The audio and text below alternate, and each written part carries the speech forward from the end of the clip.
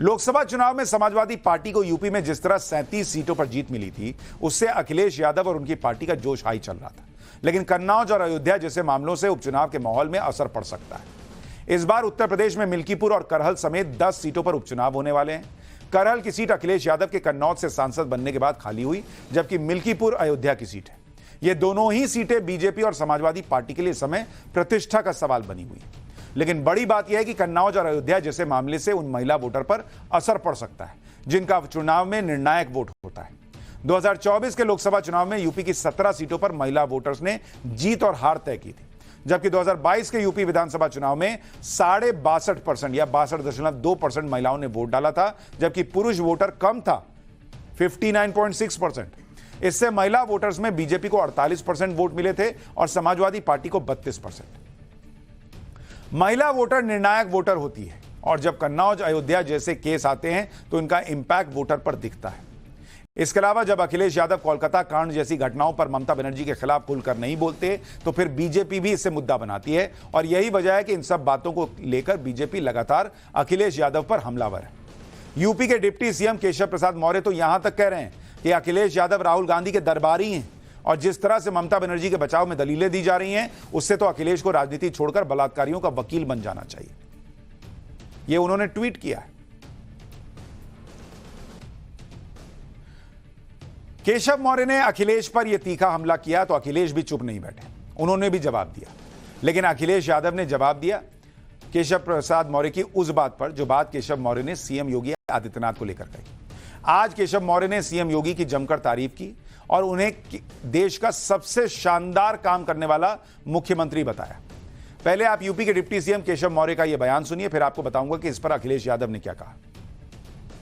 और मैं मानता हूं कि आप भी अब जानते हैं, मानते हैं और जनता भी ये जानती और मानती है कि हमारी डबल इंजन की सरकार स्वतंत्र भारत के इतिहास में सबसे अच्छा काम कर रही है। दुनिया में मोदी जी जैसा नेता कोई दूसरा है क्या? देश में मुख्यमंत्री योगी आदित्यनाथ जी जैसा दूसरा मुख्यमंत्री है क्या?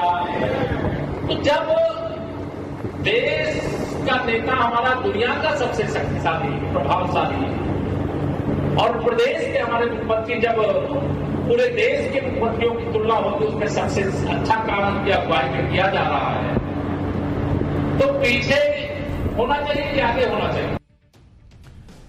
केशव मौर्य ने सीएम योगी की तारीफ की तो यह आज की हेडलाइंस में आ गया, क्योंकि पिछले काफी अरसे से यूपी में यह माहौल था कि सीएम योगी और केशव मौर्य में बड़ा टकराव चल रहा है।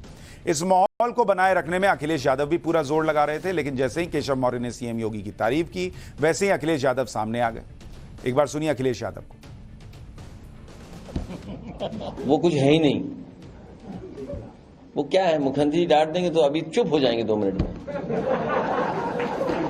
सच्चाई है, मुझे पता है कि अगर वो डांट दे मुख्यमंत्री जी तो पता ही लगेगा वो डिप्टी सीएम है कौन। वो नहीं मानते, आप पता कर लेना। अभी तक इन्हीं केशव प्रसाद मौर्य के सहारे योगी आदित्यनाथ को घेर रहे थे अखिलेश यादव। अब जब केशव प्रसाद मौर्य ने योगी की तारीफ कर दी तो कह रहे हैं वो है ही कौन आदमी केशव प्रसाद मौर्य, मुख्यमंत्री डांट देंगे तो साइड हो जाएंगे। कुछ दिन पहले अखिलेश यादव और समाजवादी पार्टी यही माहौल बना रही थी कि लोकसभा चुनाव के नतीजों के बाद सीएम योगी कमजोर हो गए और इसी वजह से डिप्टी सीएम से उनका टकराव चल रहा है। लेकिन अब तो खुद डिप्टी सीएम योगी की तारीफ कर रहे हैं, तो उपचुनाव से पहले यह नैरेटिव भी खत्म हो गया कि यूपी बीजेपी के अंदर किसी तरह का मनमुटाव है।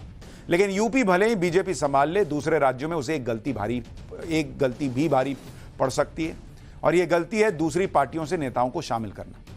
वैसे तो चुनाव के समय में एक पार्टी से दूसरी पार्टी में नेता आते जाते हैं, यह कोई बड़ी बात नहीं है। लेकिन बीजेपी को लेकर लोकसभा चुनाव के नतीजों के बाद कुछ लोगों ने यह बात भी कही कि दल बदलुओं की बड़ी संख्या में लेने और उन्हें टिकट देने से भी कुछ नुकसान हुआ। अब जिन राज्यों में आने वाले दिनों में विधानसभा चुनाव होने वाले हैं वहां पर भी ऐसी ही बातें चल रही हैं। जैसे आप झारखंड को देखिए, झारखंड में अभी इलेक्शन की डेट नहीं आई है, लेकिन ऐसी खबरें चल रही हैं कि जेएमएम के चंपई सोरेन दल बदल कर सकते हैं। झारखंड की सियासत में इस वक्त सेंटर ऑफ अट्रैक्शन बने हुए हैं पूर्व मुख्यमंत्री चंपई सोरेन। चंपई सोरेन को हेमंत सोरेन ने तब सीएम बनाया था जब ईडी की गिरफ्तारी के बाद हेमंत सोरेन को इस्तीफा देना पड़ा। अब चंपई सोरेन ने यह कहकर बगावत कर दी है कि उन्हें जबरदस्ती सीएम पद से हटाया गया, उनको अपमानित किया गया। हालत यह है कि पूर्व सीएम चंपई सोरेन कुछ विधायकों के साथ दिल्ली में डेरा जमाए हुए हैं। चंपई सोरेन के नाम पर ताज पैलेस होटल में 4 दिनों के लिए 3 रूम बुक है। कहा तो यह भी जा रहा है कि वो बीजेपी के बड़े नेताओं के संपर्क में और कभी भी बीजेपी ज्वाइन कर सकते हैं। इससे पहले चंपई सोरेन दल बदल की संभावना से इनकार करते रहे, लेकिन अचानक उन्होंने सोशल मीडिया पर एक लंबा चौड़ा पोस्ट किया जिसमें उन्होंने लिखा कि पिछले 3 दिनों से हो रहे अपमानजनक व्यवहार से भावुक था, लेकिन उन्हें सिर्फ कुर्सी से मतलब था। जिस पार्टी के लिए जीवन समर्पित किया, मानो उस पार्टी में मेरा कोई वजूद ही नहीं है। इतने अपमान के बाद मैं वैकल्पिक राह तलाशने के लिए मजबूर हो गया। 4 दशकों से बेदाग राजनीतिक सफर में पहली बार भीतर से टूट गया हूं। बैठक के दौरान मुझसे इस्तीफा मांगा गया।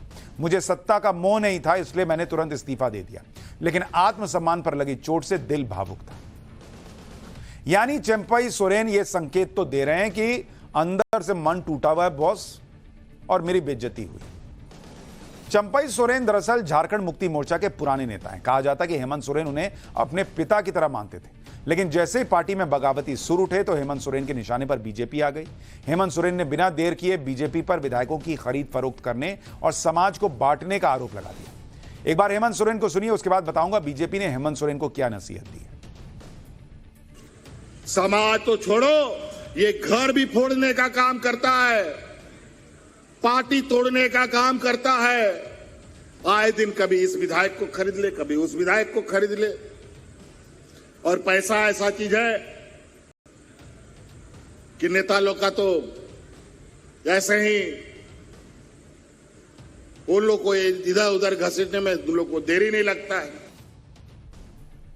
हालांकि चंपई सोरेन अभी बीजेपी के साथ गए नहीं हैं, लेकिन कई लोग सोशल मीडिया पर बीजेपी से पूछ रहे हैं कि जरूरत क्या है इनकी, क्यों लेना है इनको पार्टी में अगर ये वाकई बीजेपी में आने वाले हैं। हेमंत सोरेन भले ही बीजेपी पर आरोप लगा रहे हैं, लेकिन वो भूल गए कि आरोप लगाते लगाते वो अपने विधायकों को भी बिकाऊ बताने लगे। बीजेपी ने क्या नसीहत दी है वो भी सुन लीजिए। उनसे लोग दुखी होकर के, नाराज होकर के लोग बोल रहे हैं, तो उनको तो अपना घर देखना चाहिए। उनसे लोग क्यों नाराज है, क्यों दुखी है। और हमें लगता है कि उस पत्र को उनको भी मिला ही होगा, तो उसको पढ़ना चाहिए, उनकी दर्द उनको समझना चाहिए। तो आप सबको अगर अपने विधायकों का बिकाव ही कहेंगे तो फिर आपके साथ कौन रहेगा।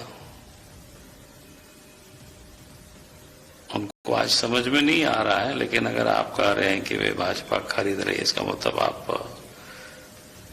अपने विधायकों को बिकाऊ कह रहे हो।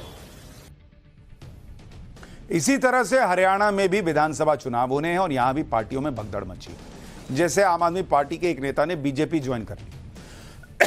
आम आदमी पार्टी के नेता नायब सिंह पटाक माजरा ने बीजेपी ज्वाइन कर ली। मुख्यमंत्री नायब सैनी ने पटाक माजरा को बीजेपी में शामिल करवाया। नायब सिंह माजरा ने 2019 में लोकतंत्र सुरक्षा पार्टी से विधानसभा चुनाव लड़ा था। इसी तरह से महाराष्ट्र में तो पहले से ही काफी बातें हो चुकी हैं कि अजीत पवार जैसे नेताओं का साथ लेने से बीजेपी को क्या ही मिला। महाराष्ट्र में इलेक्शन डेट अभी आई नहीं है, लेकिन वहां पहले ही बड़ी दल बदल हो चुकी है और वहां कई दूसरी पार्टियों के नेताओं को बीजेपी ने अपने सहयोगी बना लिया या फिर उनकी बीजेपी में डायरेक्ट ज्वाइनिंग हो गई। तो पब्लिक ये भी पूछ रही है कि बीजेपी ये कर क्यों रही है भाई, अपने बूते लड़ो ना। इधर से उधर से लोग आने को तैयार है, आप क्यों गेट खोलते हो। लेकिन चल रहा है।